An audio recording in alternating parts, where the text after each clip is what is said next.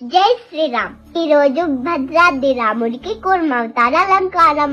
పూర్వం ఒకనాడు దేవతలు మరియు రాక్షసులు అమృతం కోసం పాల సముద్రం చిలకమని విష్ణుమూర్తి చెప్పగా మేరు పర్వతాన్ని క్షీరసాగరంలో కవ్వంగా చేసి వాసుకిని తారుగా కట్టి మేరు పర్వతం కిందకి మునిగిపోకుండా విష్ణుమూర్తి కూర్మావతారం దాల్చి ఆ మేరు పర్వతం తన కవచంపై ఉంచుకున్నారు. తర్వాత దేవతలు రాక్షసులు క్షీరసాగరాన్ని మదించారు. అప్పుడు అందులో నుండి కల్పవృక్షం, కామధేను, చంద్రుడు, ఐరావతం, హాలాహలం ఇలా 18 వస్తువులు బయటపడ్డాయి.